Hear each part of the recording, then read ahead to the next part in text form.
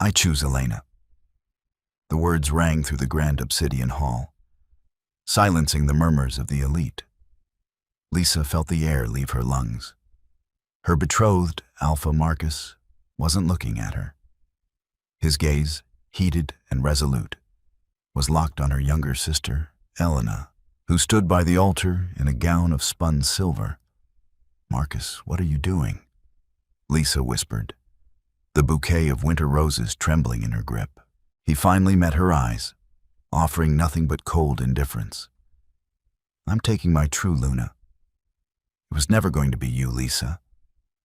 A collective gasp echoed off the vaulted ceilings. The humiliation burned like acid in her veins. She took a step back, ready to flee the mockery of her own mating ceremony. Then, the heavy oak doors at the back of the hall didn't just open, they splintered inward with a deafening crack. The temperature in the room plummeted. A voice, low, lethal, and vibrating with ancient power, rolled over the terrified crowd. "She is not yours to discard, boy. Because she is mine." The morning of the ceremony had tasted of frost and anticipation. Lisa had stood before the towering vanity in her chambers, the heavy silk of her ceremonial gown pooling like midnight ink around her feet. For 5 years, she had prepared for this day. 5 years of studying pack law, of mastering the delicate political dances of the Crescent Moon Pack, of suppressing her own desires to fit the mold of the perfect Luna for Alpha Marcus. She had believed in duty. She had believed in him. "You look beautiful, Lisa," her mother had said. Though her tone was distracted, her eyes nervously darting toward the adjoining room where Elena was preparing. Elena, the golden child. Elena, who never read a book on diplomacy but could charm a rogue with a single pout. "Thank you, Mother," Lisa replied, securing the silver moonstone hairpin that marked her as the Alpha-elect's betrothed. "Has Marcus arrived from the borders?" "He has," her mother said quickly, smoothing her own skirts. "He went straight to the elders. Council business, I'm sure." Lisa had ignored the prickle of unease at the base of her neck. Her wolf, usually a quiet, steady presence in her mind, had been restless all morning, pacing and snapping at shadows. Lisa chalked it up to nerves. Now, standing at the altar with the shattered remnants of her future at her feet, she understood her wolf's warning. "Marcus." The High Elder's voice was a warning rumble. "The binding rights have been paid. The treaties with the Silver Hand Pack rely on this union. You cannot simply—" "I am the Alpha," Marcus roared, his eyes flashing a dangerous amber. He grabbed Elena's hand, pulling her against his side. Elena looked up at him with wide, adoring eyes, though Lisa didn't miss the triumphant smirk that ghosted across her sister's lips when she glanced her way. "I will not bind my soul to a woman who is nothing more than a political tool. Elena is my chosen mate. The moon goddess wills it." It was a lie, and they all knew it. Mates were recognized by scent, by the soul-deep pull that eclipsed all reason. Marcus hadn't found his fated mate. He was simply discarding Lisa for the sister he preferred. The sister who wouldn't challenge him, who wouldn't demand he rule with wisdom rather than brute force. Lisa felt the hundreds of eyes on her, pitying, mocking, eager for her reaction. The silence stretched, taut as a bowstring. "Cry," the whispers seemed to urge. "Beg." Lisa squared her shoulders. The tears burning the back of her eyes were swallowed down into a cold, hard knot in her chest. If she broke now, she would never be put back together. She let the winter roses fall from her hands. They hit the marble floor with a soft, final thud. If the Alpha finds his honor in broken vows— Lisa's voice was terrifyingly steady, carrying to the furthest corners of the hall. Then I release him. May your reign be exactly what you deserve, Marcus. She turned on her heel, the heavy silk of her gown sweeping the floor. She needed to leave. She needed the biting wind of the winter woods, away from the suffocating stench of Marcus's betrayal and Elena's cloying perfume. She had only taken 3 steps down the aisle when the great oak doors exploded. The sound was like a thunderclap inside a cavern. Splinters of ancient wood rained down on the polished marble. The guards stationed at the entrance were thrown backward as if swatted by an invisible hand. The ceremonial music choked to a halt. The gasps of the crescent moon elite died in their throats as a terrifying aura flooded the room. It was thick, oppressive, smelling of ozone, deep forests, and impending violence. It was the scent of an apex. Through the settling dust strode a man who seemed to swallow the light around him. He was violently tall, his shoulders broad enough to block the exit entirely. He wore an immaculate, tailored black suit that looked completely at odds with the raw, untamed danger rolling off him in waves. His hair was dark as a raven's wing, swept back from a face carved from granite. But it was his eyes that stopped Lisa's heart. They were a piercing, luminous silver, the eyes of a predator who had found his prey. And they were locked dead on her. "Who dares?" Marcus began, stepping in front of Elena, his chest puffed out in a pathetic display of dominance. The stranger didn't even look at him. His silver gaze remained fixed on Lisa, mapping every line of her face, every rigid muscle in her posture. The oppressive pressure in the room intensified until several weaker wolves dropped to their knees, gasping for air. I said. The stranger's voice was a low, resonant baritone that bypassed Lisa's ears and vibrated directly in her bones. "She is not yours to discard." He stopped 3 paces from Lisa. The distance felt both too far and entirely too close. Her wolf, previously thrashing in anger, suddenly sat dead still. A strange, terrifying warmth began to spread from her chest, blooming outward to her fingertips. "Mine," her wolf whispered, a reverent, terrified sound. "I am Alpha Marcus of the Crescent Moon." Marcus shouted, though his voice cracked slightly. "You are trespassing in my territory. State your name, rogue." The man slowly turned his head to look at Marcus.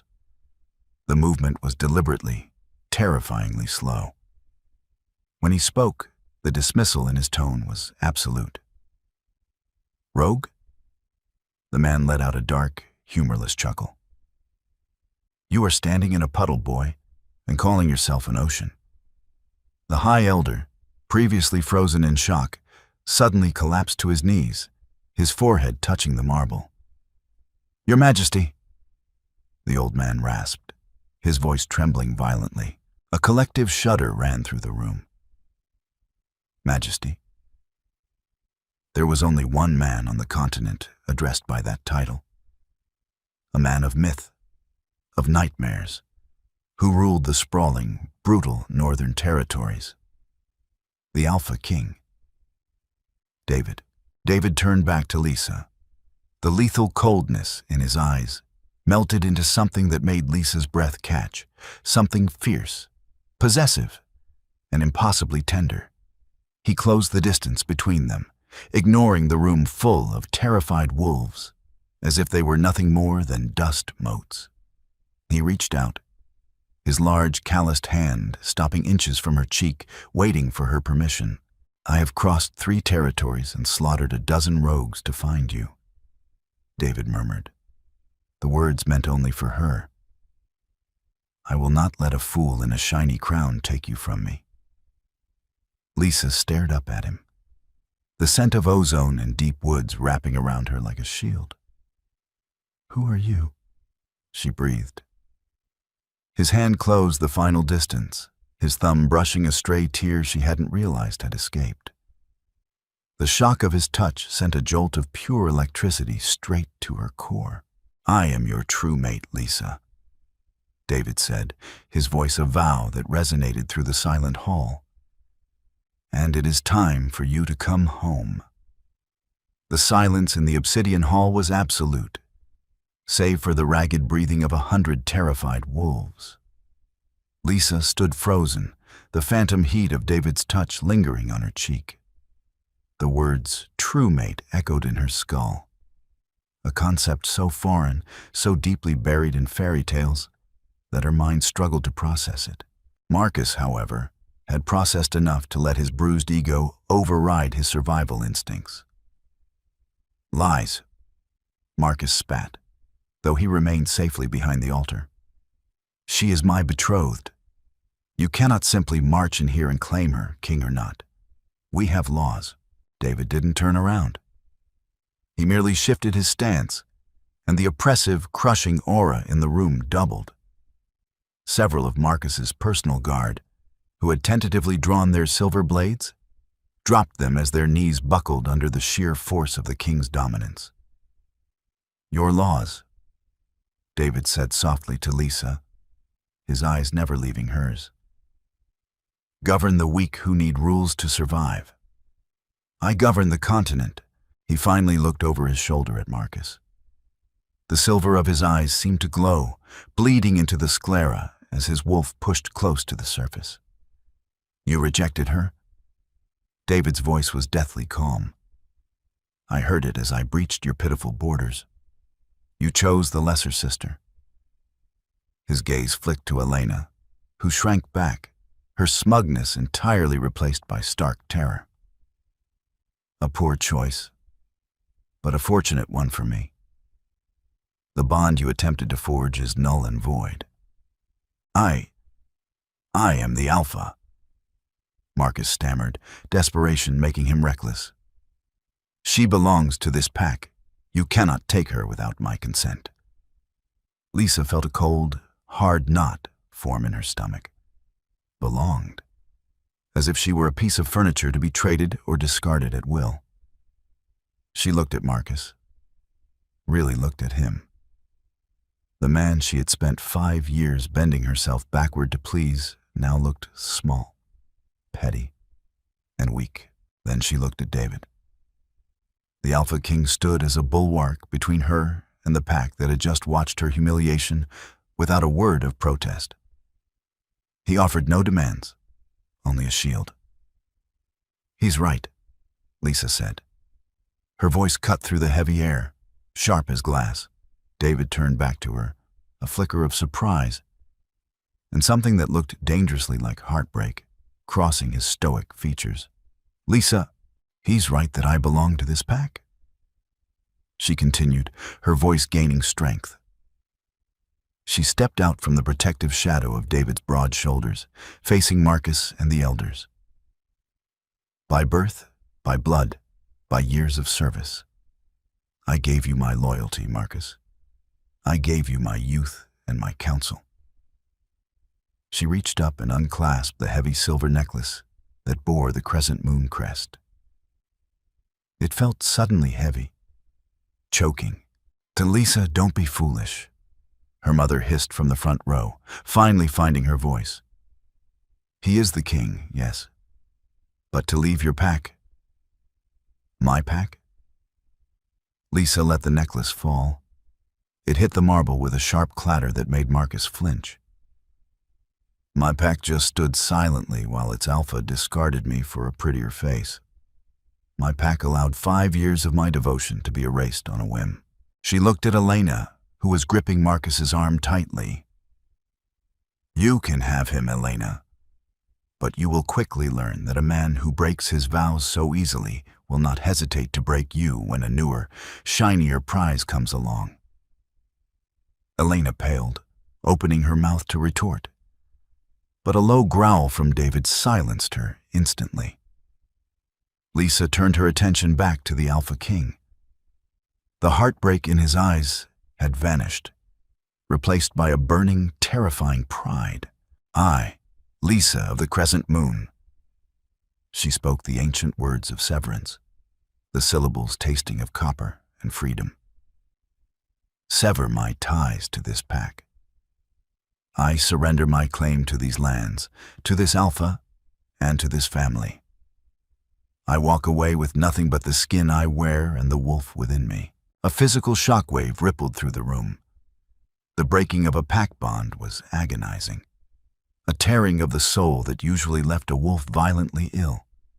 Lisa felt the snap, a sharp, breathless pain in her chest. But it was immediately met by a surging, overwhelming warmth rushing from the man beside her. David's hand shot out, gripping her waist to steady her as she swayed. The pain vanished, swallowed entirely by the sheer power of the mate bond, knitting the fractured pieces of her soul back together. She is rogue now, Marcus sneered, though he looked pale and shaken by the severed bond. She has nothing. She is nothing. David moved so fast Lisa didn't even see him step. 1 second he was beside her. The next, Marcus was slammed against the stone altar, David's hand wrapped tight around the younger alpha's throat. The crack of the altar stone splitting echoed through the hall.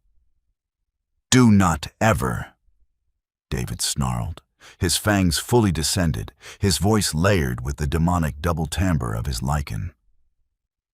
"Speak to my queen in that tone again." Marcus gagged, his feet kicking uselessly in the air. Elena screamed, a high, piercing sound, but she didn't step forward to help him. Nobody did. "David." Lisa didn't shout. She spoke his name quietly, testing the shape of it on her tongue. The Alpha King froze. Slowly, with immense effort, he reined in his beast.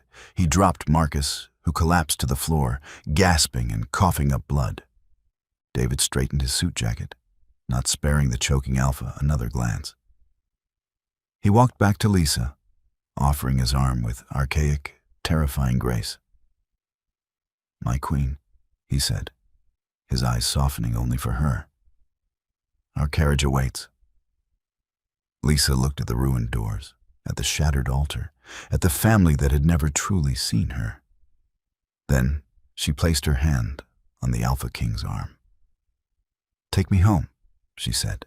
The carriage was not a carriage at all, but a heavily armored black SUV that purred with suppressed power. It sat idling at the edge of the crescent moon borders, a stark contrast to the horse-drawn pageantry Marcus preferred for pack ceremonies. As Lisa stepped into the cavernous interior, the heavy door thudded shut behind her, sealing out the biting winter wind and the chaotic shouts echoing from the hall they had just left. David slid in beside her, his massive frame dwarfing the leather seat. He didn't crowd her, intentionally leaving a foot of space between them. Yet, the air in the cabin hummed with the electric tension of his proximity.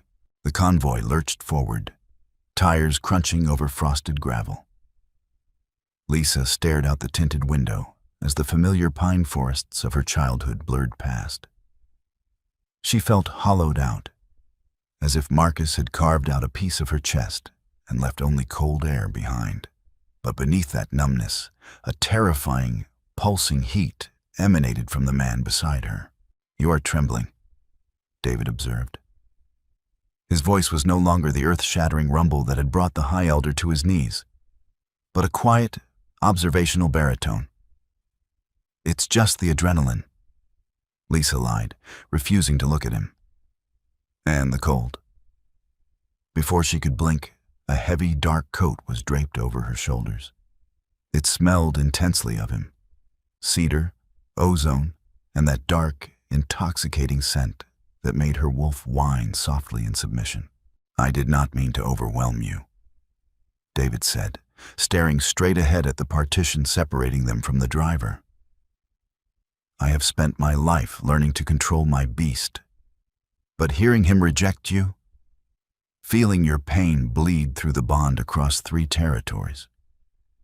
It took everything I had not to tear him limb from limb on that altar." Lisa turned to him, clutching the lapels of his coat. "How did you know?" "The bond It usually requires physical proximity to snap into place. David finally met her gaze. The silver in his eyes had settled into a deep, stormy slate. I am an apex, Lisa. My senses stretch further than normal wolves. But it was not just instinct. I have dreamt of you. Lisa's breath hitched. Dreamt? Not for 6 months, he confessed, the admission stripping away a layer of his formidable armor. I saw flashes of midnight silk, silver moonstone hairpins, and a mind sharper than a blade. I felt your frustration, your quiet suffering under a man who could not see your worth. He leaned in slightly, his gaze dropping to her lips before snapping back to her eyes. When I realized you were betrothed to the Crescent Moon Alpha, I mobilized my guard. We rode for 3 days without rest. I was nearly too late. The vulnerability in the Alpha King's confession struck Lisa harder than Marcus's betrayal. Here was a man who ruled half the continent, admitting to chasing visions across frozen wastes just to reach her. He didn't just reject me, Lisa whispered, the words tasting like ash. He chose my sister. He spent 5 years grooming me to be his Luna, and he chose the sister who spent those years mocking my dedication. Marcus is a boy playing at being a king, David replied, his jaw hardening. He wanted a pretty accessory who would nod at his decrees. He saw the fire in you, Lisa, and he was terrified of it. He knew you would eclipse him. Lisa closed her eyes, letting the truth of his words settle over her bruised pride. She had spent 5 years making herself smaller, quieter, more palatable for a man who still found her too much. I have nothing to offer you, David, she said quietly. I severed my bond. I have no dowry, no pack backing, no alliances to bring to the Northern Territories. David's hand moved slowly, bridging the gap between them. He gently cupped her jaw, his thumb brushing over her pulse point. I do not need alliances, Lisa. I have armies. I do not need a dowry. I own the northern mines. I need a queen who is strong enough to stand beside me, not behind me. I need you. The sincerity in his voice cracked the ice around her heart. For the first time since the morning had begun, Lisa didn't feel like a discarded tool. She felt seen. The Northern Territories were exactly as the legends described. Brutal, breathtaking, and unforgiving.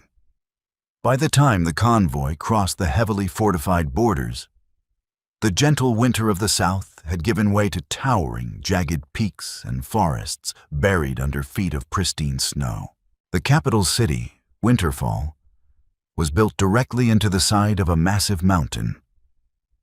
At its peak sat the Obsidian Keep, a fortress of black stone and iron that looked less like a home and more like a warning. As the SUV ascended the winding road to the keep, Lisa felt a fresh wave of anxiety. She was a Southerner, trained in delicate diplomacy and tea-room politics. The wolves of the North were renowned warriors, hardened by endless border skirmishes and harsh climates. Would they accept a rogue from a disgraced pack as their queens? The convoy passed through massive iron gates, pulling into an expansive courtyard lined with hundreds of wolves. They stood in perfect, silent rows, their breath pluming in the freezing air. There were no colorful banners, no soft music, just the silent strength of an army waiting for their king. David stepped out first. The moment his boots hit the cobblestones, every single wolf in the courtyard dropped to a knee, bowing their heads in absolute submission. The silence was deafening. Lisa hesitated at the open door. This was his world, a world of raw, terrifying power. David turned back, his expression softening as he looked at her. He didn't order her out. He didn't offer a patronizing smile.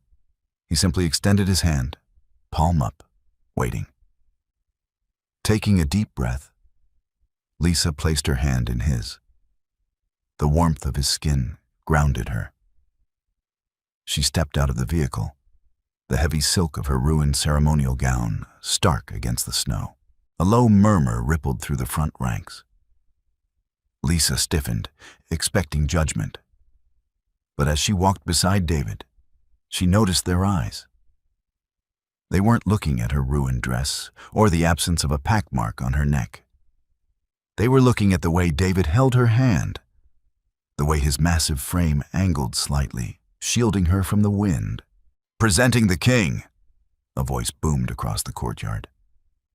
A towering man with a jagged scar across his face stepped forward. He was easily as large as David, his aura screaming of beta blood. "And his chosen," David amended, his voice carrying effortlessly. "Lisa, true mate and future queen of the North." The scarred man, David's beta Elias, dropped to one knee, lowering his head until his chin touched his chest. "Welcome home, my queen. The North honors you." Following Elias's lead, the entire courtyard echoed the sentiment in a deafening, unified roar. "The North honors you." The sheer force of their acceptance nearly knocked Lisa backward. In the Crescent Moon Pack, respect was bought with bribes and whispered alliances. Here, it was given freely, cemented by loyalty to their king. David led her through the massive double doors of the keep.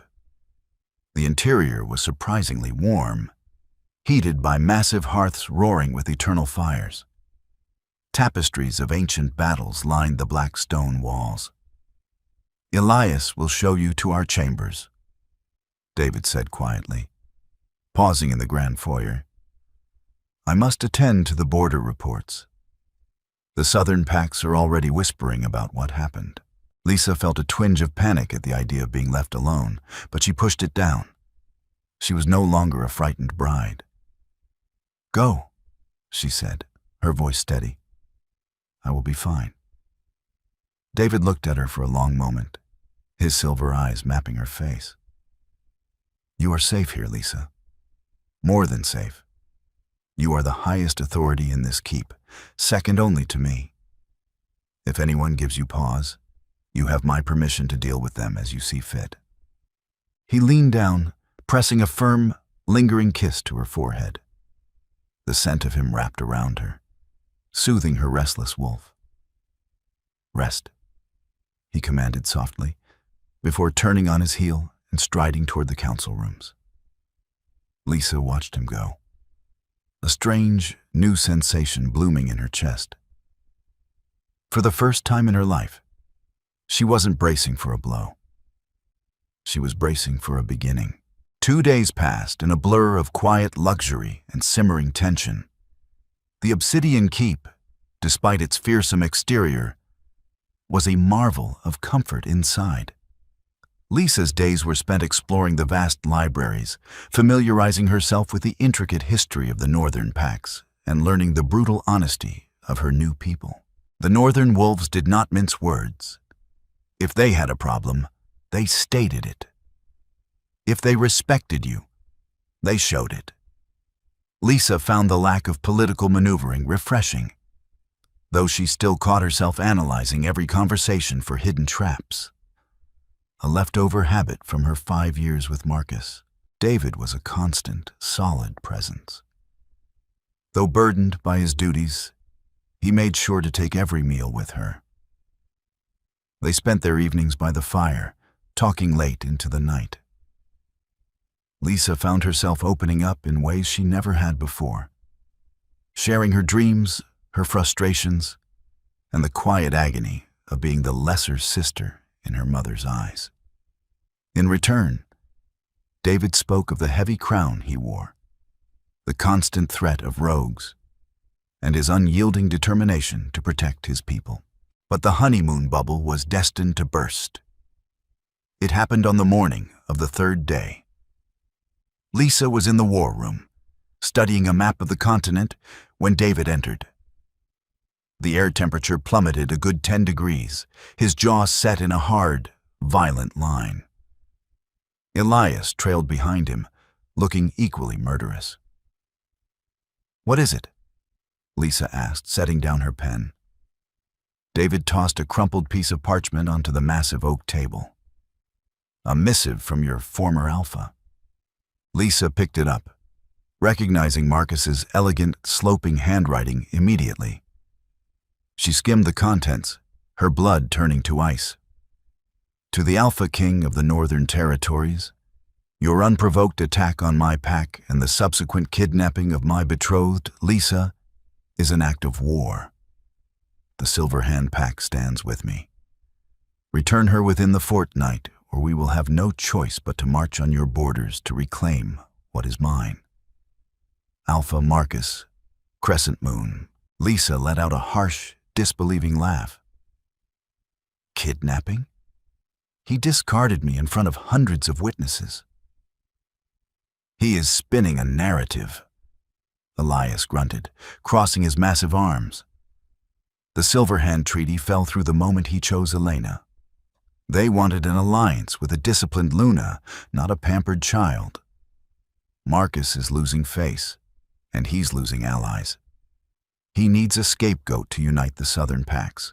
He is trying to provoke a war to save his own pathetic ego. David snarled, his eyes bleeding silver. "I should march my vanguard down there and burn his borders to ash." "No." Lisa's voice was sharp, cutting through the heavy scent of alpha anger in the room. David and Elias both snapped their attention to her.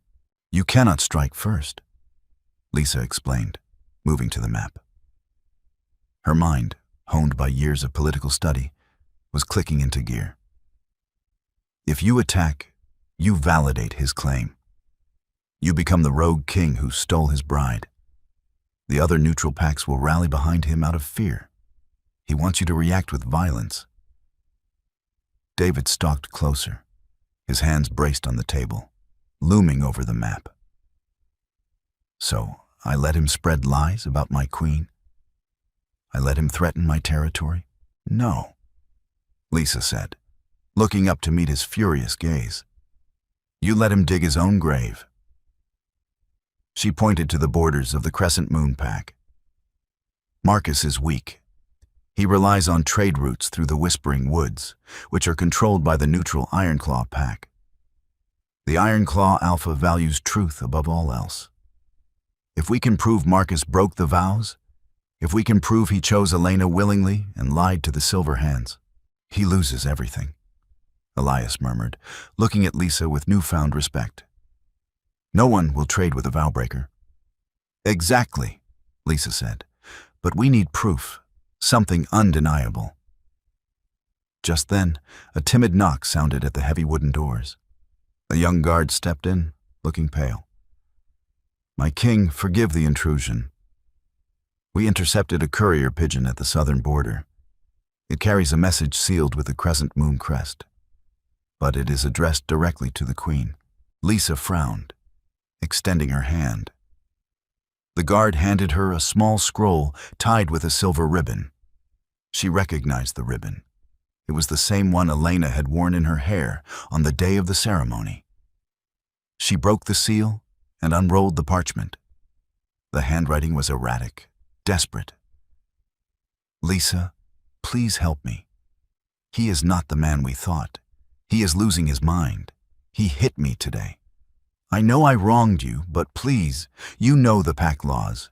You know how to maneuver. I am trapped." "Elena." Lisa stared at the words, a cold knot tightening in her chest. The satisfying thrill of vindication she had expected was entirely absent. Instead, there was only pity, and the chilling realization that Marcus's ego was far more dangerous than she had calculated. She looked up at David, her jaw setting in a line of pure resolve. "We don't need to attack them, David. They are already destroying themselves." The heavy oak doors of the war room remained sealed for hours as Lisa outlined her strategy. She didn't rely on brute force or David's terrifying reputation. She relied on the intricate web of pack laws she had spent 5 years memorizing, while Marcus had been out hunting. Alpha Silas of the Ironclaw Pack is an old blood traditionalist, Lisa explained, tracing the trade routes on the map with a slender finger. He despises oath-breakers above all else. If Marcus goes to him asking for safe passage for his troops to march north, Silas will demand a tribunal of truth to verify the claim of kidnapping. Elias, leaning heavily against the stone wall, grunted in approval. And Silas's truth-seekers can smell a lie on a man's breath from a mile away. Exactly, Lisa said. We don't wait for Marcus to march. We petition Alpha Silas for a neutral summit at the Whispering Woods outpost. We present our case. We bring Elena's letter. David watched her, his silver eyes dark and unreadable. He hadn't spoken since she had laid out the plan, merely observing the sharp, calculating edge to her demeanor. You are asking to sit across a table from the man who humiliated you, and the sister who betrayed you only days after you severed your bond. I am asking to secure your borders without spilling northern blood. Lisa corrected gently, meeting his gaze. David pushed off the edge of the table, slowly closing the distance between them. Elias took the cue, bowing his head and quietly slipping out of the war room, leaving the heavy silence behind him. David stopped inches from Lisa, the heat of his massive frame radiating through the chill of the room. He reached out, his knuckles brushing lightly against her cheek. I do not care about spilling blood, Lisa. I care about the toll this will take on you. I felt your soul fracture when you left them. I will not watch them try to break you again. Lisa leaned into his touch, her eyes fluttering shut for a fraction of a second as the scent of cedar and ozone calmed the frantic pacing of her wolf. They can't break me, David. Not anymore. Because I am not the quiet, obedient girl they engineered me to be. She opened her eyes, her gaze fierce. I am a queen of the North. It's time I acted like one. A slow, devastatingly proud smile spread across David's face. The sight of it made her breath catch. Then we ride for the Whispering Woods, he murmured, his thumb tracing her lower lip. And we let them hang themselves. The journey south took 2 days. This time, the convoy was not a single, sleek SUV, but a terrifying display of northern military might.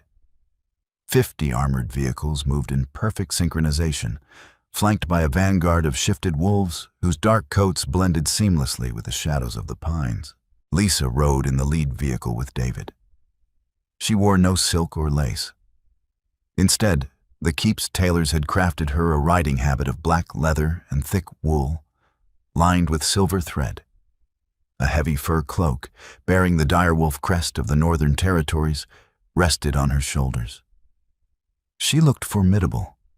She felt untouchable. When they reached the Whispering Woods outpost, a massive, neutral fortress carved out of ancient redwood trees, the atmosphere was already suffocating with tension. Alpha Silas, a graying, stern-faced man with a network of scars across his throat, stood waiting in the central courtyard. Behind him stood the elite Ironclaw Guard, unmoving and impartial. But it was the group standing across the courtyard that made Lisa's stomach knot. Marcus was there, flanked by his beta and a dozen poorly disciplined Crescent Moon guards. And beside him, swathed in a heavy, ostentatious fur coat, stood Elena. As the Northern King's vehicle came to a halt, the courtyard fell utterly silent. The air crackled, heavy with the oppressive dominance David exerted simply by existing. Lisa stepped out first. The gasp from the Crescent Moon delegation was audible. They had expected a broken, weeping rogue. Instead, they saw a woman radiating quiet power, the direwolf crest resting heavily over her heart. Marcus's jaw clenched, his eyes flashing with a mix of fury and disbelief. But when David stepped out beside her, placing a possessive hand on the small of Lisa's back. Marcus physically took a step back, his bravado faltering under the Alpha King's lethal stare. The game had begun. The grand hall of the Ironclaw outpost was a stark contrast to the luxurious obsidian floors of the northern keep. Here, the floor was packed earth, and the walls were living redwood. A massive, circular table of petrified wood dominated the center of the room. Alpha Silas sat at the head, his hands folded. "We are gathered under the ancient rites of parley," Silas's gravelly voice echoed. "No silver, no shifted fangs. Alpha Marcus of the Crescent Moon brings a charge of unprovoked hostility and kidnapping against King David of the Northern Territories. King David brings a countercharge of slander." Marcus stood up quickly, eager to control the narrative. "Alpha Silas, thank you. 4 days ago, my pack was celebrating my mating ceremony. Without provocation, the Northern King breached my borders, destroyed my ancestral hall, and forcibly abducted my betrothed, Lisa." Silas turned his sharp gaze to David. "A heavy accusation, Your Majesty. Breaching a southern border to steal a bride is an act of war." David didn't stand. He sat beside Lisa, relaxed, exuding the terrifying calm of a predator watching a trapped mouse. "I did not steal a bride, Silas. I claimed my fated mate. A mate who had just publicly severed her bond with the Crescent Moon Pack after being discarded at the altar. She severed it under duress," Marcus shouted, slamming his hand on the table. "He terrified her into it. I was fulfilling the Silver Hand Treaty, taking Elena as my Luna because she was better suited for the burden." Lisa was hysterical. Lisa felt a cold, familiar rage pool in her stomach, but she kept her expression perfectly blank. She looked across the table at Elena. Her sister was pale, her golden hair lacking its usual luster. But it was the subtle scent that caught Lisa's attention. The sharp, metallic tang of fear, masked heavily by lavender perfume. Beneath the heavy collar of Elena's coat, Lisa's sharp eyes caught the faintest edge of a dark, greenish-purple bruise marring her collarbone. Marcus had lost his mind. He was taking his humiliation out on the only person left who couldn't fight back. Lisa stood up. The movement was slow, deliberate. "Alpha Silas," she said, her voice clear and carrying perfectly in the acoustic space. "May I speak?" Silas nodded respectfully. "The floor is yours, Lisa. If I was hysterical, Marcus, it was an excellent performance," Lisa said calmly, turning her gaze directly on her former alpha. "Because I walked out of your hall of my own volition. You claim you chose Elena for the good of the pack. You claim the Silver Hand Pack supported this change in the treaty." "They did," Marcus sneered. Lisa pulled a folded document from the inside pocket of her cloak. "Then you will not mind explaining this missive from Alpha Thorn of the Silver Hand Pack, intercepted by Northern scouts yesterday. It formally dissolves their alliance with the Crescent Moon, citing, and I quote, the erratic and dishonorable conduct of Alpha Marcus in breaking a 5-year vow without council approval."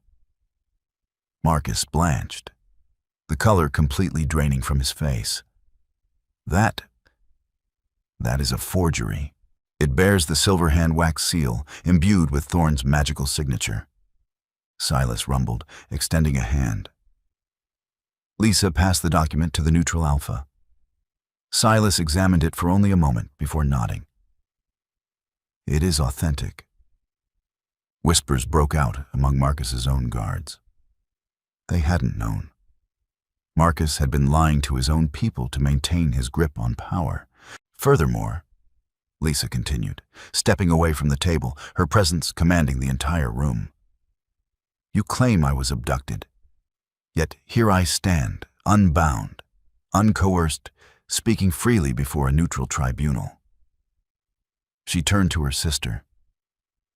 Elena was shaking visibly now, her eyes darting between Marcus and Lisa in sheer panic. "Elena," Lisa said, her voice softening just a fraction. "Tell them." "Tell them what?" Marcus snapped, stepping closer to Elena. The threat in his posture was unmistakable. "Keep your mouth shut, Elena."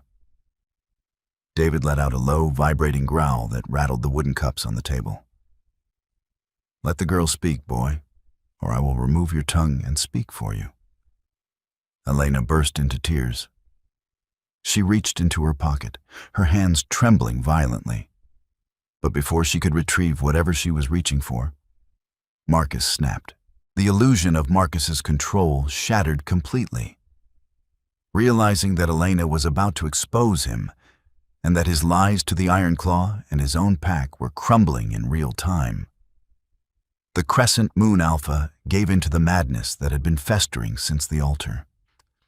"You ruined everything," Marcus roared, his eyes glowing a sickly, erratic amber.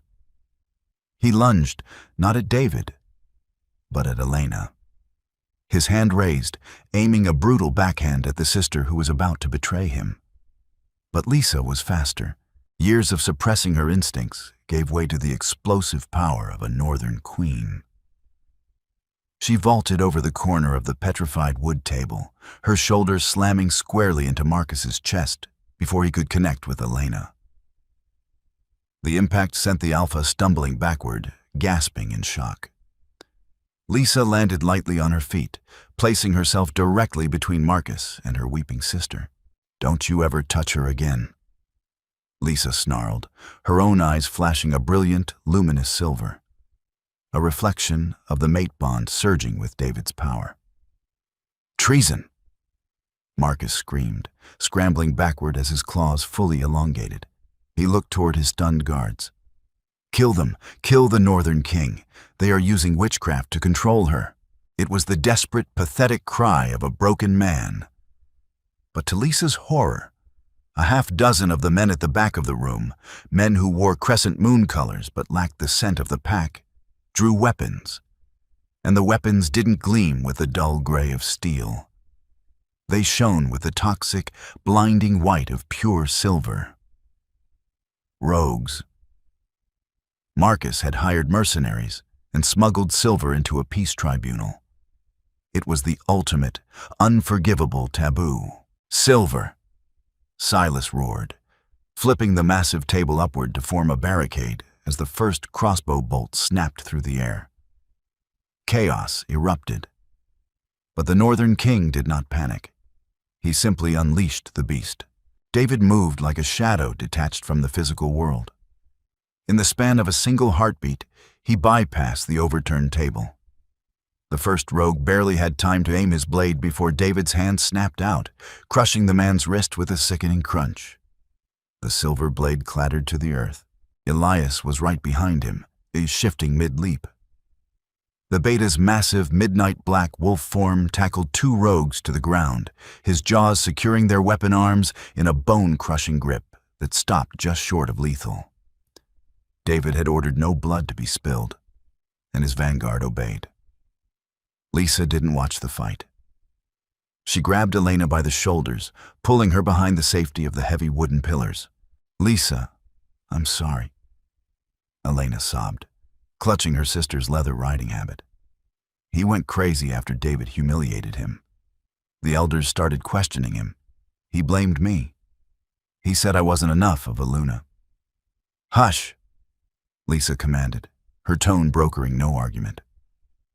She pulled the fur collar of Elena's coat back, revealing the ugly, blossoming bruise on her neck. Cold fury iced Lisa's veins. "You are safe now. He will never hurt you again." The skirmish lasted less than 40 seconds. When Lisa peered around the pillar, the 6 mercenaries were disarmed and pinned to the floor by the Northern vanguard. Alpha Silas and his Ironclaw guards had surrounded Marcus, their spears leveled at his chest. Marcus was on his knees, panting, staring in horror at the silver weapons scattered on the floor. He had broken the sacred law of parley. There was no coming back from this. David stood over him, not a hair out of place, breathing calmly. He looked down at the crescent moon Alpha with nothing but utter disgust. "Alpha Silas," David said, his voice echoing in the sudden silence of the hall. "What is the penalty for smuggling silver into a tribunal of truth and attempting to assassinate an arbiter?" Silas's face was carved from stone. "Stripping of title, banishment to the wasteland, forever rogue." The Iron Claw Alpha looked at the remaining true Crescent Moon guards, who were staring at Marcus in absolute revulsion. "Take this Oathbreaker to my dungeons. I will send word to the Crescent Moon Elders. They need to elect a new Alpha."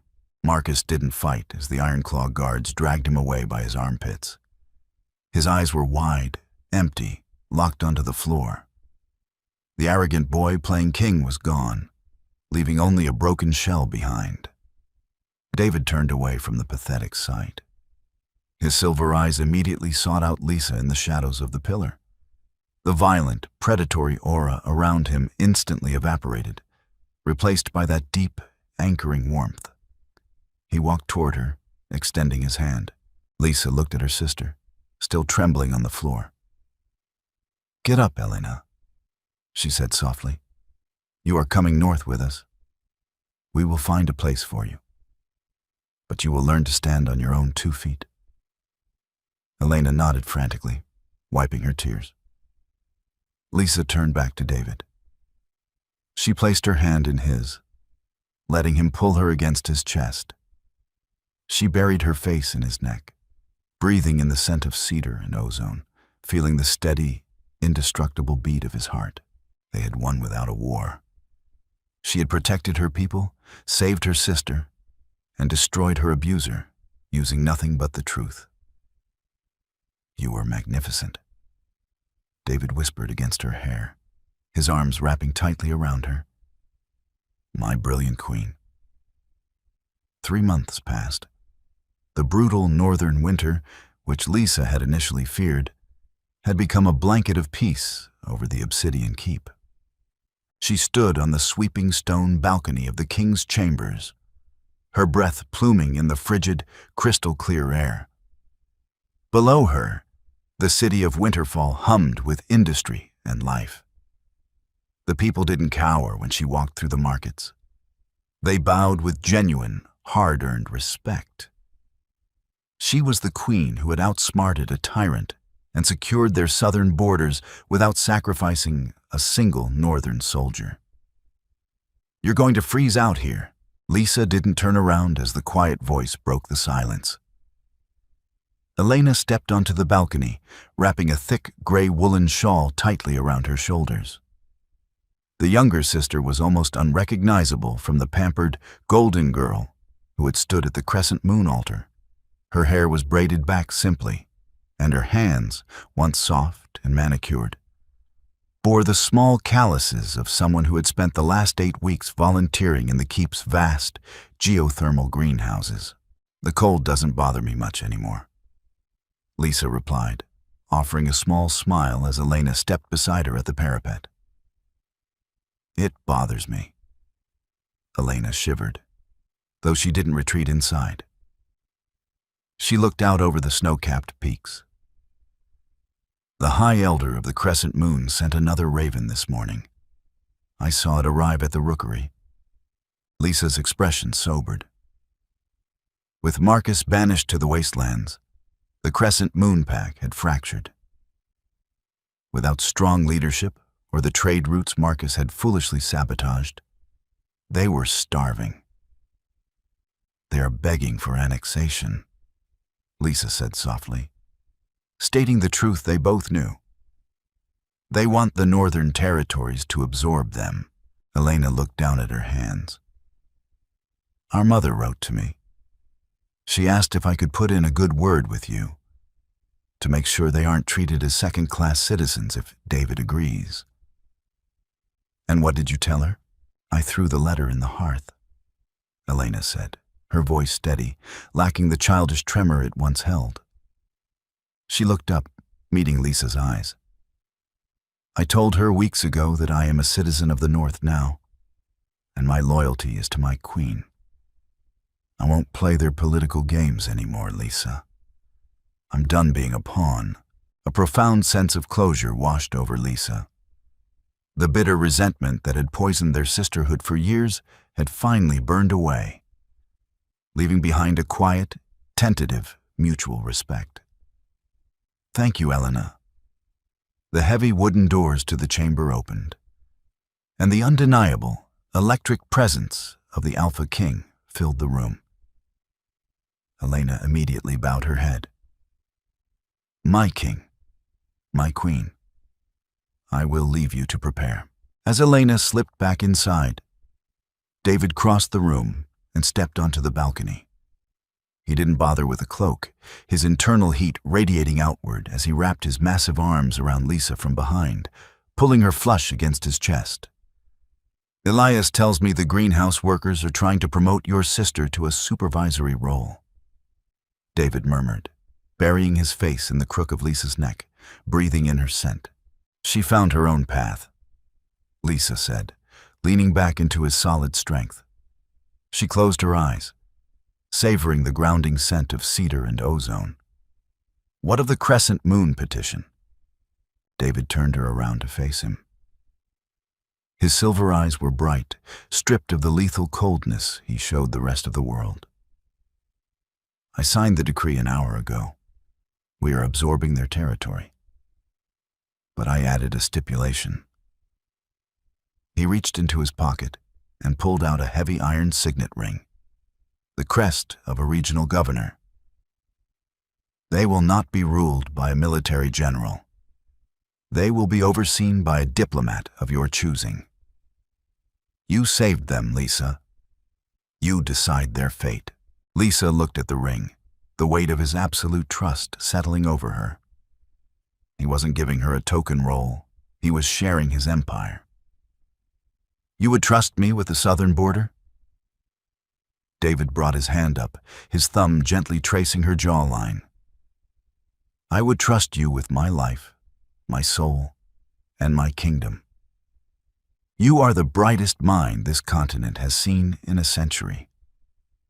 Marcus tried to bury your fire, Lisa. But all he did was teach you how to burn hotter. He stepped back, extending his hand. Come, the pack is waiting. There was no grand obsidian hall for their mating ceremony. The northern wolves did not believe in hiding from the elements when swearing themselves to the moon goddess. David led Lisa out to the summit of the mountain, a wide plateau of ancient, smooth stone. The entire pack, thousands of wolves in their human forms, stood in absolute, reverent silence under the night sky. Lisa wore no silk, no corsets, no delicate moonstone pins. She wore a stunning gown of deep crimson wool, trimmed in dark fur, a reflection of the formidable land she now called home. As they reached the center of the plateau, the sky above them began to shimmer. Vibrant ribbons of green and violet aurora borealis danced across the stars, casting an ethereal glow over the snow. Elias stepped forward, holding a single, heavy, silver crown forged to resemble intertwined direwolf fangs. David didn't take the crown from him. Instead, he dropped to one knee before Lisa, bowing his head in front of his entire army. The gasp from the newly arrived Crescent Moon refugees at the back of the crowd was audible. Kings did not kneel, but David wasn't a king ruling by fear. He was a mate claiming his equal. I, David, King of the North, offer my throat, my heart, and my crown to my fated. His voice boomed, echoing off the mountain peaks. I swear to stand beside you, never in front of you, to be the sword when you are the shield. Do you accept this bond? Lisa felt the tears finally spill over, but they were not tears of humiliation. They were tears of absolute, overpowering joy. The fractured girl who had stood crying at an altar in the south was dead. She reached out, taking the heavy silver crown from Elias. "I, Lisa, claim this bond," she said, her voice ringing clear and true. "I claim this pack. I claim you." She placed the crown on David's head. As he rose, he pulled her into a fierce, desperate kiss. The mate bond finalized, snapping into place with the force of a tectonic shift. A wave of pure, luminous energy rippled outward from them, making the aurora above flare brilliantly. A deafening roar erupted from the thousands of wolves surrounding them, a war cry of celebration that shook the very foundations of the mountain. Lisa broke the kiss, resting her forehead against David's, both of them breathless. She looked out at the sea of faces, at the sister who smiled genuinely from the front row, at the vast, beautiful, brutal kingdom that was now hers. She had lost a boy who didn't know her worth. But she had gained a king who worshipped the ground she walked on, and a kingdom she would rule until her dying breath. In the end, true power isn't found in cruelty, deception, or the desperate need to control others. True power is recognizing your own worth when the world tries to tell you you have none, and having the courage to walk away from a table where respect is no longer being served. Lisa's journey from a discarded, dutiful bride to a fiercely strategic and beloved queen proves that sometimes the greatest betrayals are simply the universe's way of clearing the path for your true destiny. If you were captivated by Lisa and David's journey of betrayal, strategy, and fated love, please like this story, share it with your fellow romance readers, and subscribe for more cinematic, tension-filled, dramatic fiction. What was your favorite moment of the Alpha King's revenge? Let us know.